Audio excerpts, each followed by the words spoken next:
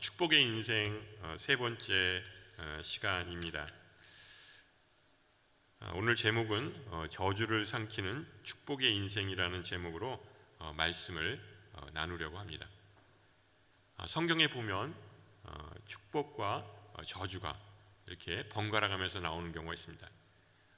나라도 축복을 받는 나라가 있고 또 저주를 받는, 심판을 받는 그런 나라가 있습니다. 오늘 말씀은 창세기 49장 맨 마지막 부분에 나오는 부분이죠. 그래서 야곱이 이제 죽음을 앞두고 그의 12 자녀들에게 이제 유언을 하는 그런 내용입니다.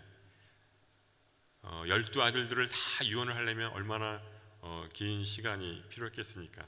그런데 오늘 말씀은 시몬과 레위에게 하는 그런 유언입니다.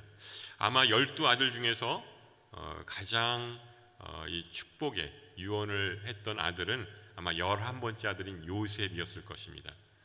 평소에도 얼마나 요셉을 사랑하는지 모릅니다.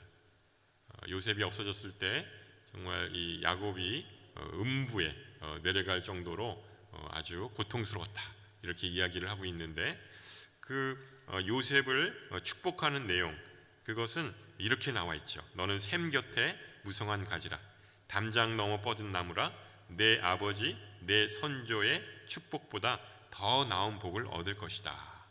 그러니까 그 어떤 선조의 복보다도 이 요셉은 큰 축복을 받을 것이다, 이렇게 아버지 야곱이 축복의 그런 유언을 선포합니다. 이 아버지의 축복, 이 구약 성경에 보면 이 아버지가 선포하는 이 축복은 이 하나님의 대리자로서 엄청난 그런 영향력을 가지게 됩니다. 제가 그 예전에 아버지 학교를 이렇게 훈련받았을 때 가장 기억에 남고 가장 이제 좋은 이 기억은 이 자녀들을 이제 항상 이제 잘 때 머리에다 손을 얹고 그리고 기도하는 것입니다. 축복 기도를 하는 것입니다. 그 아버지 학교에서 그걸 꼭 가르치더라고요. 그래서 여러분들도 나중에 이제 그런 기회가 되면 우리 자녀들을 머리에 손을 얹고 축복하고, 그러면 그 축복이 그 자녀들에게 흘러가는 것을 보게 됩니다. 이 야곱이 아버지가 이삭이었죠. 근데 그 이삭이 눈이 어두웠어요. 그런데 두 아들이 있었는데 야곱보다도 이삭을 훨씬 에서를 훨씬 더 사랑했습니다. 왜냐하면 사냥꾼이었고 또 이 남자다웠기 때문에 이삭이 이제 사랑을 했죠. 근데 눈이 어두워서 잘 보지를 못했습니다. 그런데 그 야곱이 그 에서의 축복을 이렇게 가로채죠. 몸에 이렇게 털을 많이 이렇게 하고 목소리를 굵게 하면서 에서 흉내를 냅니다. 그래서 이 아버지 이삭이 축복을 하게 되는데, 이삭 입장에서는 이 잘못 전달된 복이 고스란히 이 야곱에게 임하게 되는 것을 보게 됩니다. 그만큼 아버지의 영향력은 절대적이라고 하는 사실입니다. 이 족장시대 아버지는 이 하나님의 대리인 역할을 한다고 볼 수가 있습니다. 그러므로 자식들에게 복을 빌어주는 것, 그것은 아주 매우 중요합니다. 뭐 자식이 좀 부족하더라도 또 칭찬하고 또 격려하고 또 잘 되기를 바라는 것, 그것이 바로 부모의 심정일 것입니다. 그런데 야곱은 몇몇 아들들에게는 매우 냉혹하게 유언하는 것을 보게 됩니다. 오늘 우리가 함께 읽은 이 5절에서 7절 내용은 12 아들 중에서 둘째와 셋째 시몬과 레위에게 유언을 하는 내용입니다. 야곱은 다음과 같이 유언을 합니다. 우리 같이 한번 읽어보도록 하겠습니다. 5절에서 7절 말씀 같이 읽겠습니다. 시작. 시몬과 레위는 형제다. 그들의 무기는 폭력의 도구다. 내 영혼이 그들의 모임에 들어가지 않으며 내 혼이 그들의 집회에 참여하지 않을 것이다. 그들이 분노로 사람을 죽였고 자기들의 마음 내키는 대로 황소의 힘줄을 끊었다. 그들의 분노가 맹렬하고 그들의 진노가 잔인하니 저주를 받을 것이다. 내가 야곱 족속 가운데 그들을 나눠 놓으며 내가 이스라엘 족속 가운데 그들을 흩어 놓을 것이다. 얼마나 이 잔인한 그런 말인지 몰라요. 너희 둘은 내가 내 영혼이 너희들에게 가지 않을 것이다. 너희가 가는 그 집회에도 참석하지 않을 거다. 그리고 이 분노가 맹렬하고 또 잔인하니 저주를 받을 것이다. 아버지가 직접 자식에게 저주를 받을 것이다, 이렇게 얘기를 합니다. 그래서 이 상식적으로 우리가 이 자식들한테 유언을 할 때는 이렇게 하잖아요. 너희들은 정말 잘 될 거야, 복 받을 거야, 잘 살 거야, 이렇게 축복하는 것이 당연합니다. 근데 이 본문 내용을 보면 아주 직접적으로 이렇게 저주를 하는 것을 보게 됩니다.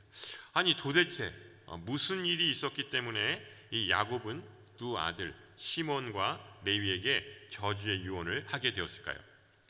이 창세기 34장에 보시면 이 시몬과 레위가 아주 끔찍한 살인을 저지르는 일이 나옵니다. 그 이유는 누이 동생인 디나가 이 밖에 놀러 나갔다가 이방 족속인 히위 족속 이 하몰의 아들 세겜에 의해서 강간당합니다.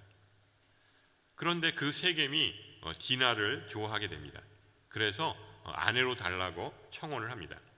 이에 야곱의 아들들이 히위 족속 그 남자들이 할례를 받으면 그러면 이 청혼을 받아들이겠다, 이렇게 이야기를 합니다. 이 세겜은 자기 족속 남자들에게 이 할례를 받게 합니다. 그리고 이 할례 받은 것을 다 확인한 후에 이제 그 히위 족속 남자들이 끙끙 앓고 있는 그 모습을 보면서 칼로 모든 히위 족속 남자들을 죽여버립니다. 나중에 이 사실을 알게 된 야곱은 시몬과 레위에게 크게 화를 내며 두려워합니다.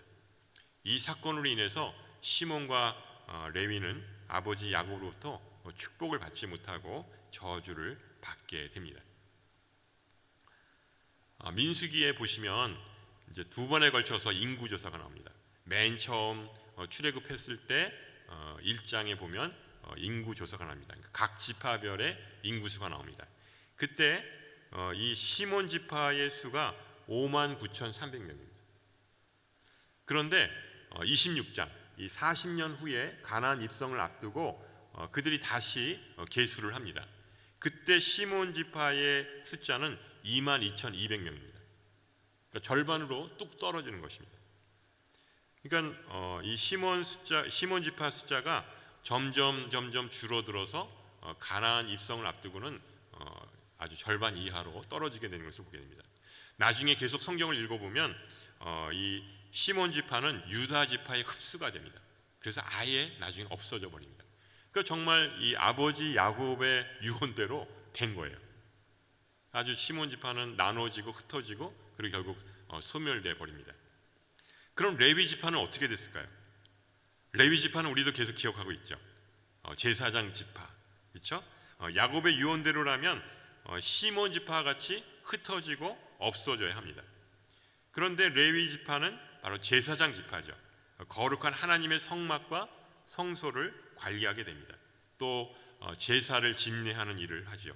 굉장히 중요한 일을 하죠. 하나님과 인간 사이를 중재하는 그런 제사장 역할을 하게 됩니다. 그러니까 지금까지 성경을 보면 이 레위 지파에게 임한 축복이 그 야곱의 저주를 이렇게 삼키게 되는 것을 보게 됩니다. 어떻게 이런 일이 일어날 수 있었을까요? 그것은 출애굽기에 보면 레위 지파가 하나님을 기쁘시게 하는 사건이 나옵니다. 출애굽기 32장에 보면 금송아지 사건이 나옵니다. 모세가 이제 십계명을 받기 위해서 시내산에 갑니다. 40일 동안 없는 그 사이에 그 형 아론을 협박해서 우상을 만들게 합니다. 그래서 모든 금부치들 다 모아서 금송아지를 만들고 그것이 너희를 이집트에서 탈출해낸 바로 이 하나님이다, 이렇게 속여서 그들이 이 우상을 섬기는 것을 보게 됩니다. 그러니까 이것을 본 모세가 너무나 화가 나서 그때 이 반역을 했던 사람들을 칼로 쳐서 죽이라고 명령합니다.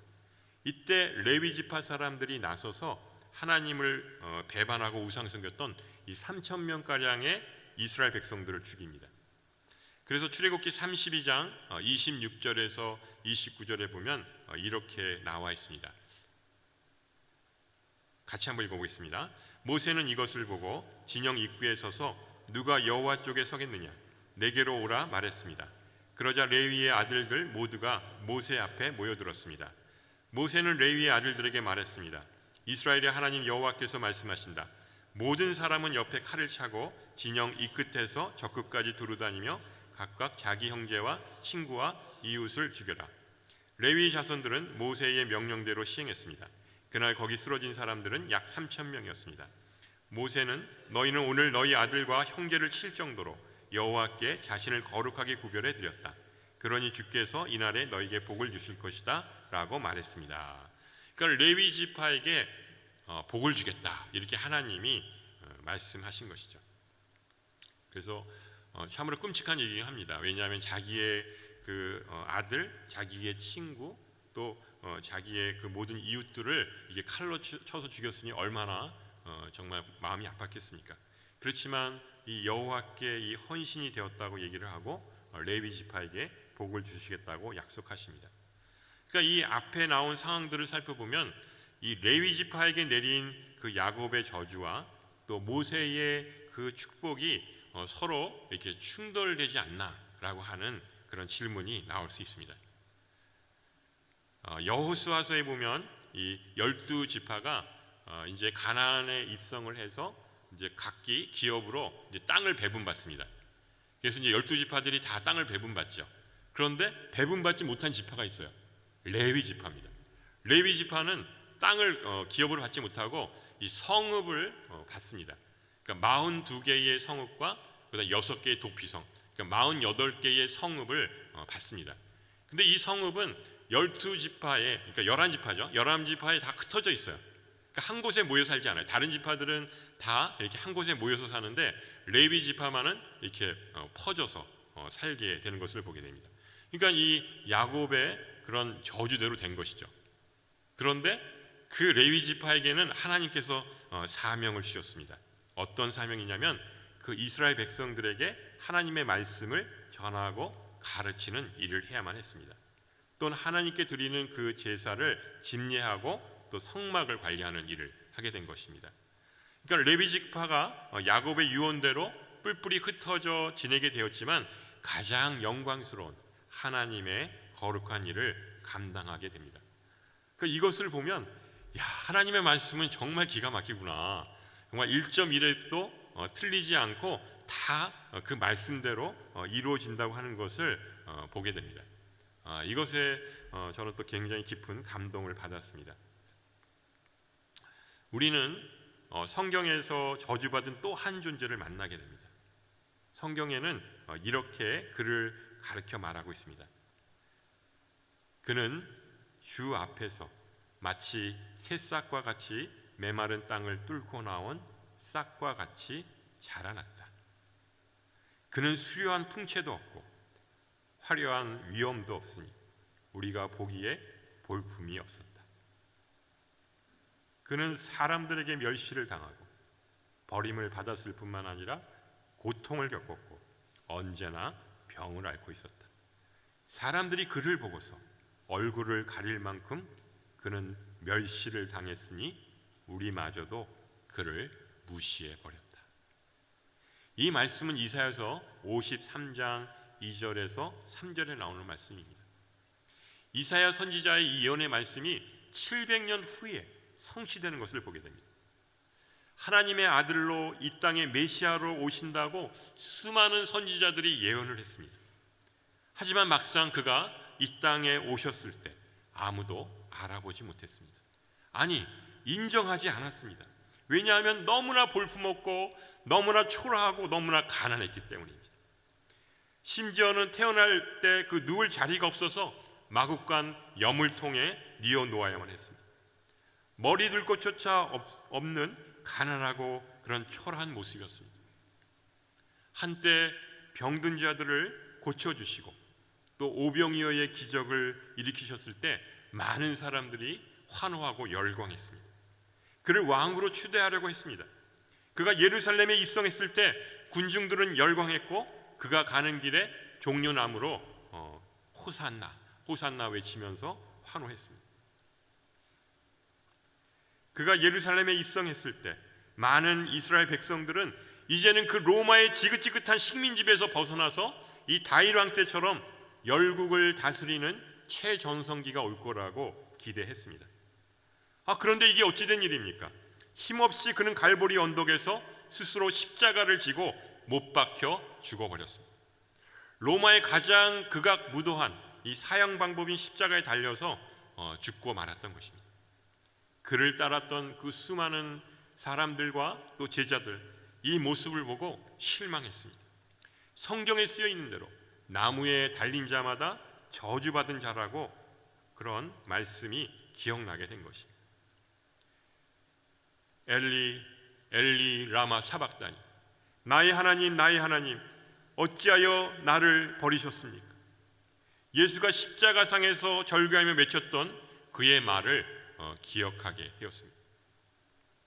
하나님의 아들이라고 했지만 하나님께조차 버림받았던 예수, 나무에 달린 자마다 저주를 받은 자라고 손가락질 당했던 예수, 남은 구원하였지만 자기는 구원할 수 없도다라고 조롱당했던 예수.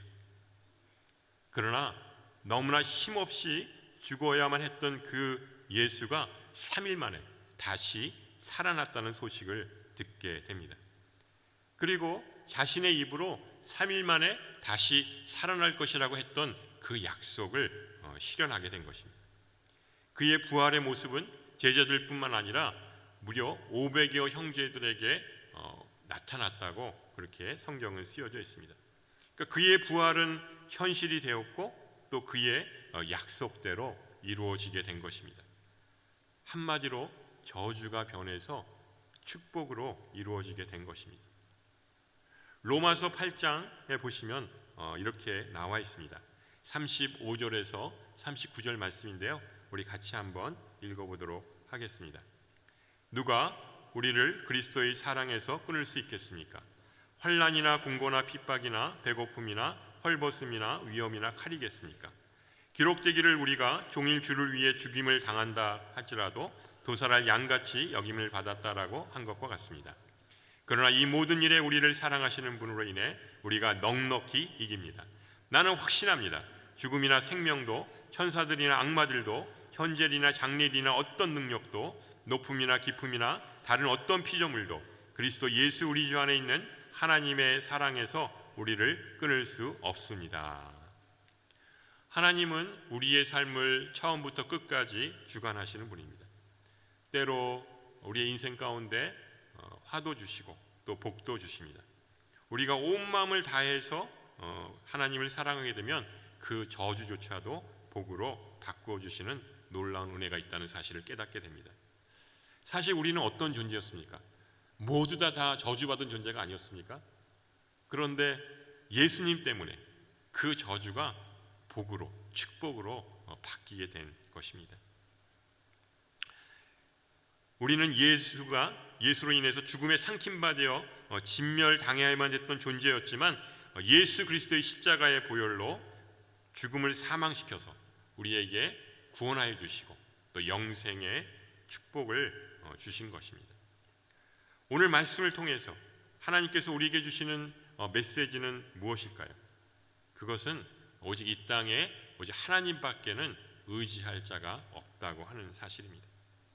우리에게 하나님 말씀대로 순종하고 또 겸손하게 살아가는 것이 바로 축복이라고 하는 것을 깨우쳐 주시고 있습니다.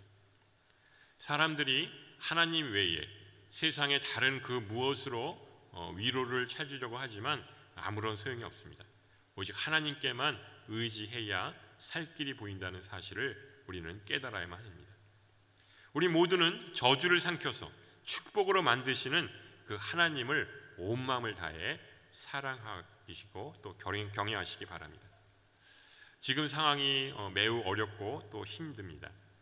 코로나는 정말 백신을 맞으면 다 이제 끝나고 자유롭게 우리가 활동할 줄 알았는데 전무후무하게 10만 명씩 이렇게 확진자가 나오고 있습니다. 상황이 더 어렵게 전개되는 것 같습니다. 경제적으로는 더 힘들죠. 특히 자영업을 하시거나 또 소상공인 같은 경우는 거의 지옥을 맛보고 있다라고 하는 그런 하소연을 하십니다. 전에 섬겼던 어느 순장님이 계셨는데 그 공동체에서 이 사업을 하시던 분인데요, 이 제조업을 하시던 분인데 이 코로나로 인해서 직원들을 다 내보내야만 했습니다. 그리고 혼자서 지금 공장을 지키고 있다고 하는 그런 이야기를 들었습니다. 많은 분들이 정말 이 벌써 2년 이상 되는 코로나로 인해서 너무나 어렵고 또 고통스럽다고 하는 것을 호소하고 있습니다. 우리 모두가 이처럼 어려운 때 하나님의 의로운 오른손을 붙잡고 나아가시길 바랍니다.